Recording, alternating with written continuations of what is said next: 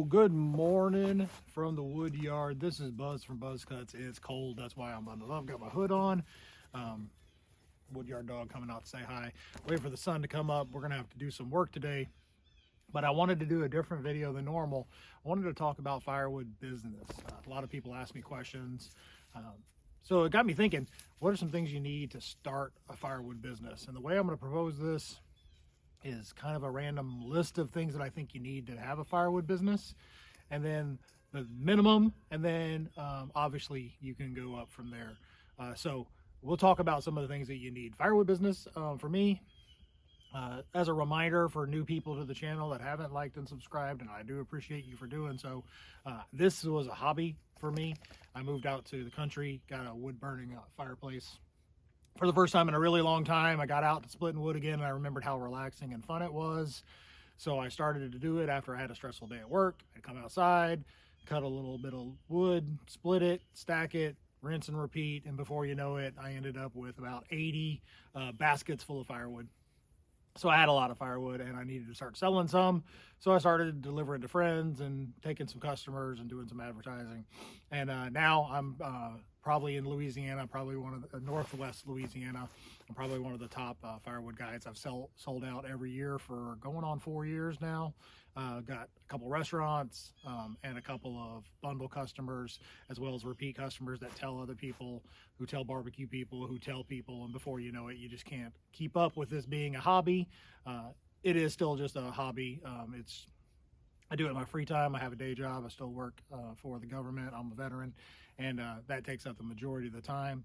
Not going full time anytime real soon with this, but I'm enjoying it, and I do think it's possible, if you wanted to go full time, to do so with a couple of pieces of equipment, a couple of things that you need, and again, a minimum point of entry. And then we can talk about how to upgrade from there and how to make more money, more time, and be more effective. So we'll get started on what it takes to run a firewood business. First thing you need for firewood business, in my opinion, you probably need some wood. You can live on a farm like me and have access to some standing dead trees and neighbors that will help give you wood. You can buy it if you want. One of the things that I highly recommend is get with a local tree service. Those guys a lot of times will pay to dispose of wood. They just don't have time to turn it into firewood. So this is tree service wood right here. One of my buddies called me the other day and he said, Buzz, we got red oak that's down. Do you want it? I was like, yep, I want it. So this is load 1, load 2. There are about 20 more pieces that size. So that's a lot of firewood. And this is load, the very first load I went to go get, and I have already started to buck some of that up. But yeah, tree services often will pay money to drop firewood. So if you can be there with a trailer, or in some cases, my last tree service guy literally lived near me, and he would drop the wood off here in the yard on the way home. So basically he would come down my driveway and he'd do a little turnaround, dump right in here where Xena, the wood yard dog, is. And that was nice because then I didn't have to go anywhere, I have to do anything. Now I meet people at jobs, and we fill up with firewood. So first thing you need is you need to have a source of wood. I live in Louisiana, lots of pine. Pine is not popular for firewood. It will work. It is just a softwood. It burns very fast, burns hot, pops a little bit, and if you don't dry it out, people are always scared. So you need to find a good hardwood supplier. So I would tell you, obviously you need to talk to a tree service guy, source whatever wood you can, and then there's always the dreaded Facebook Marketplace. Somebody just go there, search for it with a little magnifying glass and put free firewood. There is never a shortage of people that want you to come clean up their mess for free firewood. Be careful with that. You can end up doing a ton of work for very little product. You don't know the quality of the wood. If the tree fell because it was rotten, there's less firewood in there than you are thinking. A good usable firewood, unless you make a terrible product. So be cautious with that, but case by case, I'll do that, and I'll reach out and check people with the free firewood. But first thing you need when the firewood business is a source of wood. Okay, so one of the next things you need after you've sourced your wood and figured out where you're going to get your product is you need a way to split it, obviously.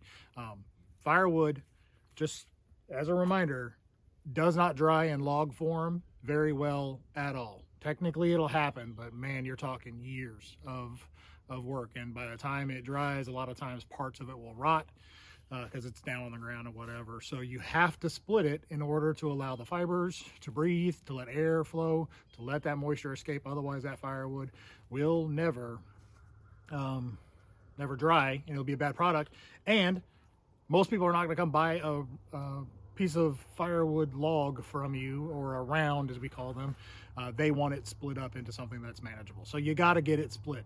So minimum point of entry, you need an axe. If I were to recommend anybody getting started, I'm telling you, you can go to Lowe's, Home Depot, big box stores, Walmart, Tractor Supply, whatever, and you're going to be able to see axes and splitting mauls, and there's a ton of varieties and flavors.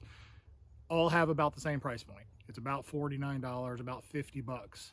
Spend $5 more, and I think for $55, maybe 60, depending on where you're at, get the Fiskars X27.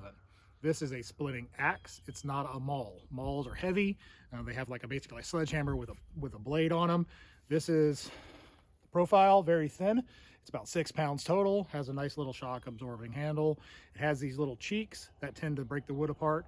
This will split a ton of wood. It's very effective. It's got a low price point. There's a beefier, better version of the Fiskars. It's called the Adler, $189. We'll get that down the road just for fun, but you're going to spend a lot of money on a splitting axe like that. Spend the 50 bucks, get the Fiskars. You're going to be happy with it. That way you can start getting the wood split and letting it dry. You got to be able to get the wood split. Then that's the minimum point of entry. Like I told you before, we'll go into other options. That's work. That's full on work. You got to stand the rounds up. You got to split them. You got to re-split them. You got to stand them back up. You got to split them again. You got to swing the axe. A few hundred swings with even a 6 pound axe, which is smaller and lighter weight to use in most of the splitting mauls. You're going to get worn out. You're going to get tired. You're going to miss every once in a while. You're going to get some repercussions in your hands. It's going to hurt. It's a good workout. You can get an exercise. But is that sustainable long-term for a full-on firewood business? Probably not. You probably need to upgrade to a splitter. My first splitter that I got came, well, I borrowed my neighbor's, but then I went to a pawn shop and found one that I saw online, and I paid 600 bucks. It was the one that comes from a big box store. It's a county line, 22 ton, very slow cycle time, but basically what that is an engine. It pushes a wedge through the wood, and then the wood breaks itself. It allows you to, those models, you can split horizontally like I like to do, or you can stand them up and you can roll the big rounds underneath them and kind of split vertically and get them broken into smaller manageable chunks. I almost never did that. They are about 700, and now I'm seeing the new ones around $1,900. So they used to be about $1,000, but it's about $1,000 to get started with those. You can rent them. But at the end of the day, you're going to be spending a lot of money. You do want to look at that. Look for used ones, which you'll have, or guys like me that had one for a while, saw it was a massive increase to the axe, then went to that, and then they went on to another model. What I have is the next step up. A lot of people will jump straight up into the $10,000 to $15,000 splitters. They're amazing. They're awesome. I watch a ton of videos, watch a lot of guys that love their Easton made. They love their Wolf Ridge. They love their all wood. But for me, as a hobby and not doing this full time, and I'm not trying to create 8 hours of pure output, I couldn't really justify a $15,000 expense. I did justify upgrading to the Rugged Made. Rugged Made seemed to have all the features that I was missing on the Tractor Supply version. There's a couple things in here that I wish could have been designed a little differently, but at the end of the day, I have a log lift, saves your back, protects you from bending over and twisting. It's not the swinging of the axe, it's not the heavy weight, it's the twisting and the bending over continuously that can get you hurt. It also has a 4-way wedge on there, so instead of splitting with a single blade, it has a cross and it makes more pieces. Has an optional 6-way, don't like that one much. This one also has a push block through the blade that is more efficient because it pushes the wood off the end. You'll find with those big box stores splitters that the blade comes through, splits the wood, then you got to move the wood in order to do something else. This one, it kind of pushes the wood out of the way for you. But you got to have a way to split the wood. So minimum starting point, 50 bucks, get an axe. You probably get one on a yard sale. You can probably get one on Marketplace. You can probably have one sitting in your garage. Anything would probably work, even if you had a sledgehammer and one of those little splitting wedges that you can get for $5. that would get you going, but that's going to be a real slow process. The axe can be pretty quick. You'll get tired pretty quick, but then you look into upgrading a splitter. Get you a counting line. I split 20 cords of wood with a counting line the first year. Nothing really wrong with it. This is just a better machine. The Allwood's better than this. The Easton Made's better than this. The Wolfridge is better than this, in my opinion.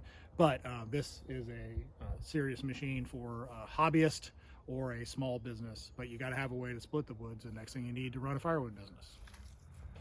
All right, next thing you need is a way to dry wood. If you can keep the wood off the ground, this is just a pile that I haven't stacked, and this is kind of punky. I'm mostly gonna go to campfire wood anyway, so I wasn't real worried about it. But you need a way to dry the wood. If you make a big pile, you'll be okay if you throw it on pallets or you have a dry piece of ground. You won't lose much to rot, but the best thing you can do is get it off the ground. Tell people all day long, wood on the ground will absorb moisture. It'll start to rot. You can see it already here with just some of this junk, little punky. Already had some mushrooms and growth growing on it. That is not premium. I don't sell that. I give that away to people that are just going to a deer lease or a deer camp. Sell that at a discount if I sell it at all, but usually I just give it away. You got to be able to get the premium firewood off the ground. You do not need to go and buy these totes and build these windows in there. I like them. I get them very cheap because they are beat up, as you can tell by the dents, and they don't stack real well. I get these real cheap. And nice thing is, when you stack them like this, they do hold exactly a face cord of firewood, so 1/3 of a cord. But you've got, the cage allows for the airflow to go through the wood. It's got a nice little place for pallet forks if you've got a tractor to move it. And also, it gives it a few inches of clearance, so when the rains come, the firewood does stay dry and will dry faster. This is oak, still gonna take a year, so you need some patience. But get it up off the ground and let it start drying. You don't have to use these IBC totes. You don't even have to get it off the ground. Just know if you don't get it off the ground, you're gonna lose some to rot and to mildew. Because it's going to absorb that moisture. So I'm going over here to show you, this is one of the cheapest versions of getting firewood off the ground. Everyone has access to free pallets. I don't know what the deal is. People freak out about pallets and how hard they are to find. They're not. Call anybody at a grocery store or a convenience store or any sort of industrial place. They have pallets, and they'll give them to you. They don't want them, they're trash. They raise the wood off the ground, allowing airflow underneath, keeps it dry. Eventually the pallets themselves could absorb some moisture if you get the really cheap versions. These are actually nice, heavy duty blue. They've been painted so they stay a little more rot resistant. But then you can stack firewood on them. This is how I stack firewood with pallets, is I put a crisscross row on one side to create a little bit of tension, and then just stack the firewood on there, let it dry. Then you can get into some weird experiments with firewood drying like I'm doing. I bought this $70 greenhouse build on Amazon. I threw a basket in there to see, and it's actually working. The reason it's working is because I do leave one of the windows open for some airflow. And then I bought a cheap solar fan, and once it thaws and the sun comes out, it keeps airflow moving in there, keeps the moisture off of it, keeps the air going, and it does dry it a little faster. Probably gonna take 6 months, so it's definitely not fast. I did nerd out on my drying process of firewood, and I built a solar kiln. I was looking at some plans and kind of interested in getting firewood to dry faster. There's nothing really fast about it unless you use excuse me, a wood burning source and get the heat real hot up there. This isn't insulated as well as I'd like, so I don't get over 150 degrees in here. It usually stays about 30 degrees to 40 degrees hotter than the outside temperature. Right now it is 28 degrees. I guess we'll test it. Let's see. So it is 28 degrees outside. There is no sun whatsoever, and as you can tell, it is 28 degrees in there. We haven't thawed out in here. Solar fans are not moving because the sun has not come up. But if you can see that, it did get 140 in here. Recently I ran out of batteries, so this wasn't in the summer, this was the fall. And then this is the humidity level right now. It's 91% in here, just like it's outside is about 90% humidity because of all the dew and moisture. But it can get to about 8 in here, which is nice. That'll help dry it. The way it works, heats the air goes through, hits a baffle, and then comes down and through the firewood itself and out the vents in the bottom, sucking in nice moist cool air, and then creating basically a tornado in here of airflow. And this will dry firewood probably in about, I don't know, I tell people 2 to 3 months. It really depends on type of wood. This is not even close. Nice and heavy, nice and thud sounding. That piece sounded kind of hollow, but you want to make it sound like a bowling pin.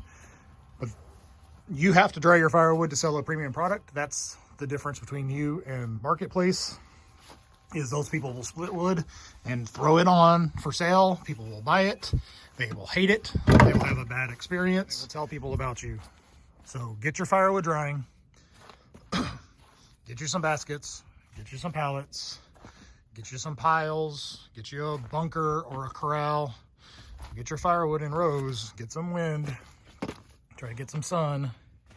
I cut these little tops and put on there to keep the snow and rain, not a lot of snow here, but I got some ice, off of the firewood and let it dry. But sell a premium dried product, and you will never have to waste your time advertising. You will just constantly be told or called by people who heard from somebody that you have firewood and that your firewood is better than everybody's because you take an extra step to either stack it or loosely throw it or throw it in a pallet or do something. All right, next thing you need, now we're getting into kind of the implied tasks, not the specified tasks, right? Specified task of making firewood is get wood, split it, sell it. You got to be able to move it, right? So I've got a pickup truck up there that pulls this trailer.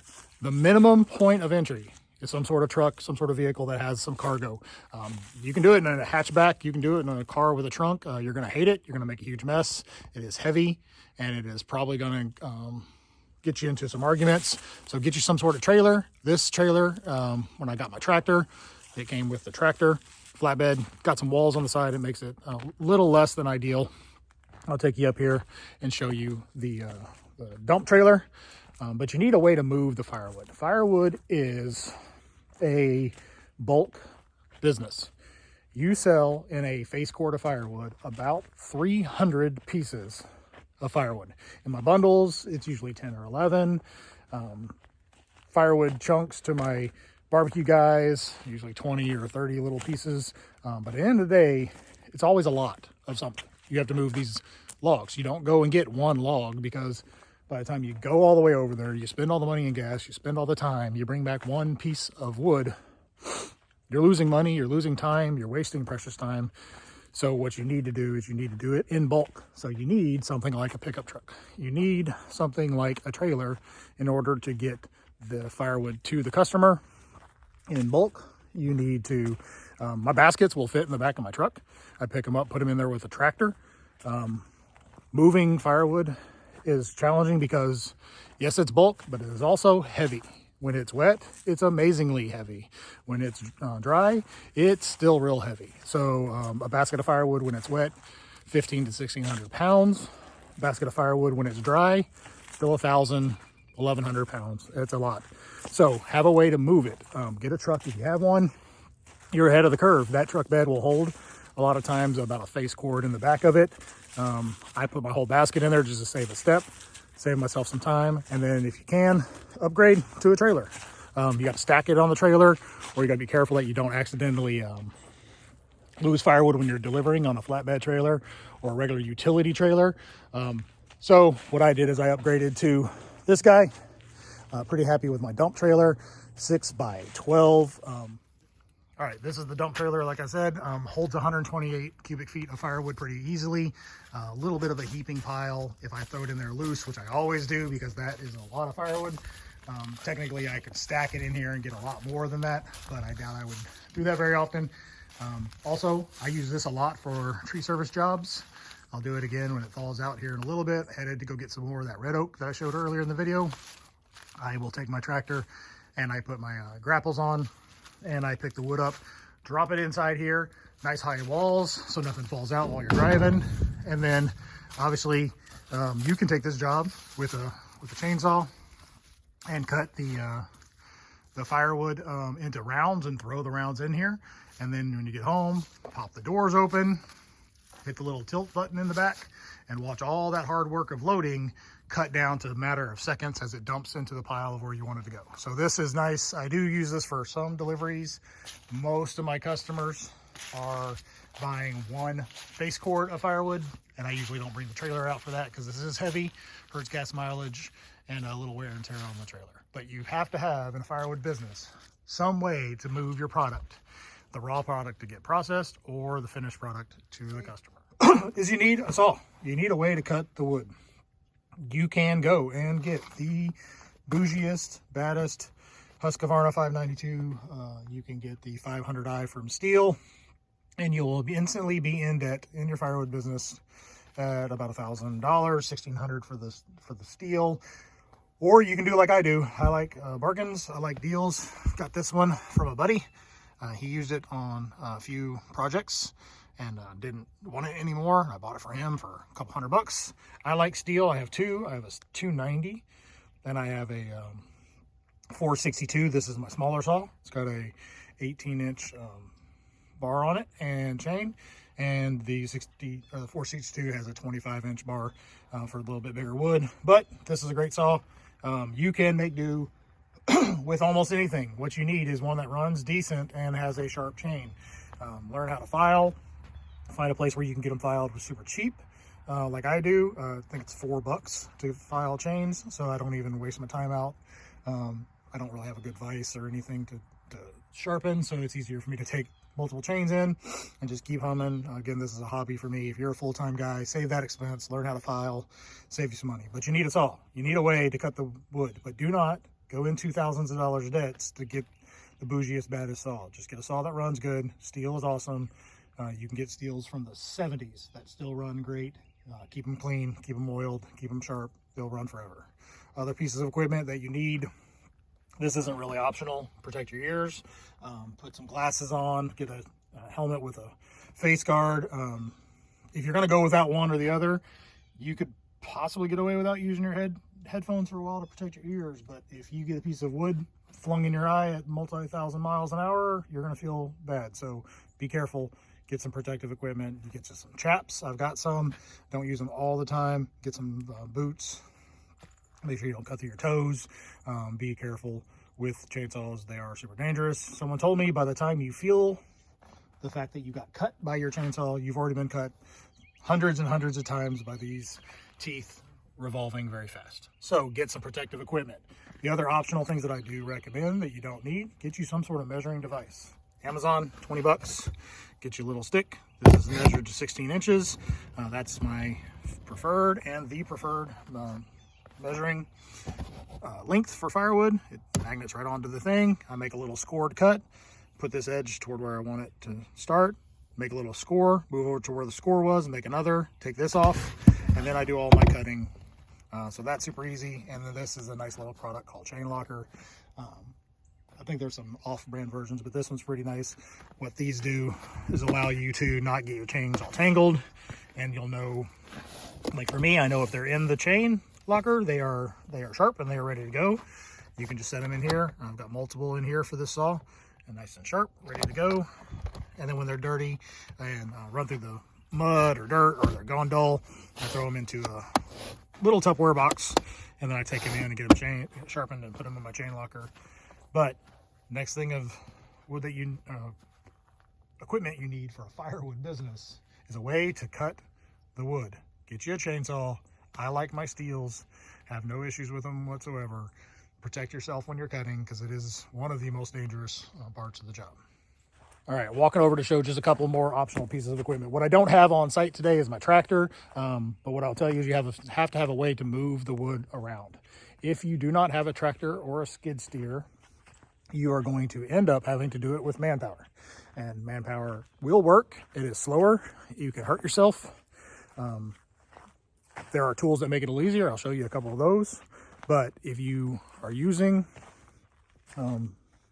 human power, get you some gloves, firewood, bark. is sharp. This is red oak, and it'll tear you up in a heartbeat. Hurts. Live oak is worse, etc. But if you're going to move it, make sure you manage it into chunks. Even these smaller ones, even these smaller chunks are going to weigh 20, 30, 40 pounds. They can get heavy. It's no big deal. When you see them sitting up here like this, super easy. But when you go to move it and your toe is in the way, you're going to end up dropping that on your foot, and it's going to hurt. So be careful, because you need to get that to the splitter, or you got to stand it up to where you use your axe. And then you get into the big boy wood over here, like this post oak round, 40 something inches. Here's my hand for reference. Probably 36 inches. That's 300 pounds probably. So what I like to do is get that axe that I told you to buy early on, cut it into pieces, break it off, or you can noodle it with your chainsaw, and that'll make it into smaller manageable chunks. Still heavy, probably 70, 80 pounds each, but more manageable. But let's show you a couple pieces of equipment that will make it easier for you to move firewood around. Okay, when you get your logs in, they're real heavy, and you don't want to be between them, and you got to be careful moving them, and you're not going to push them. So get yourself a log cant. You can get a lot of different ones. $69 at the local hardware store. This is a steel version. It's a big metal pole with a hook on the bottom. Allows you to get a hold of the wood and push it around, pull it, pry it, keep you from getting in between pieces of wood and get hurt. So I highly recommend one of those when you're working with the logs. And when you have the rounds, there's a couple pieces of equipment. I got this on Amazon. This is like 20 bucks. It's like a little hook, and it has like a just gravity little hinge. So you go and pick it up. Let's see if I can turn this around. It's got a handle. You walk over to your wood, and you just, hard to do, I'll hold the camera. Just it goes around like that. When you pick up, just the tension will hold it, and then you let it go. Give it a little shake and it'll fall. That works. The other thing I have over here, I got this super cheap on Amazon. Never thought I'd like it as much as I do, but I do. And then I have a hookaroon, a pickaroon. It's just a stick with a tiny little hook or pick in it, and that allows you to walk around. All right, let's show you how the hookaroon works. Again, there it is. There's the nice little handle, ergonomic. It's basically standing straight up right now, touching the ground. So give it a nice little hit into the wood, and now that it's buried, you can drag this wood, you can roll it, you can pick it straight up, and you can set it on top of things. You can stand it up. It's a tool that allows you to stop bending and twisting and hurting yourself. All right, I told you need fuel, and I need fuel. So I've got to take these cans over and get gassed up before I get started. Can't even warm the splitter up. My hands are frozen solid because it's 20 degrees in Louisiana. Not normal weather for us. It does get cold, but this is pretty cold for us. I'm sold out of good firewood. All of this is green. So the cold snap. We did make money this year, which is awesome. And that's what the last part of this video is about. To have a firewood business, you have to have a market. If you live in the north, people will say, you have a market. People heat with wood all the time. It's great. I live in Louisiana. It's not often this cold down here. So people would say, you're in Louisiana. You can't sell firewood in Louisiana. There's no market there. Not true. I am blessed with my market. Most of the people here burn because it's cold and they're scared. They want to have a little fire. They do it for ambiance. They do it to roast marshmallows, to have fun. So I charge a premium product price because I make a better product than most people. The average going rate here is $150 for one of these baskets, a face cord of firewood. Give a little discount if they buy 3 of them for a full cord. For my cooking wood, I get a little bit more. For cherry and hickory, I get a little more. My bundles, I make more because when you refine a product, usually the rule is the more you refine it, the more money you make, because it takes an extra step or two selling smaller quantities for higher prices. But you have to have a market. And even in Louisiana, I have a good market. I sell mine at $175 for a face cord, so about $25 more. I do charge for delivery. If somebody wants me to bring it to them, I charge them $25. I don't stack unless someone pays extra, because that takes a lot of time. It's my least favorite part of it. And again, this is a hobby. So I will usually make about $200 per delivery. to drop off a basket of firewood. Got it to the point now where if I'm doing it on the way to work, I throw a basket in the truck, I pull in the driveway, unload in 10-15 minutes. They Venmo or PayPal, and then done and done. So the next thing you need in a firewood business is a market. I will tell you, just like in camping, and they told you as a Boy Scout, get all the firewood you can, double it, and then double it again because you're going to run out. I have yet to have any issues running out of firewood. I sell out every single year. I don't raise my prices. My prices have stayed pretty much the same since I started. And after the first year, I stopped advertising. I don't do Facebook ads. I have a YouTube channel, obviously. I have a Facebook page. And the best thing you have is word of mouth. Everybody talks about the firewood and how much they like it, and you become known as the firewood guy, and you go from there. So you need a firewood, you need a market to have a firewood business. Tons of other things you can do. You can get a conveyor. Mine is not working the way I would like right now. You can get giant bins. You can get processors. You can get kindler makers. You can get upsell with firewood starters. You can start with or fire starters. You can get stoves. You can get all these different upgrades. You can sell racks. There's a ton of different ways you can make money.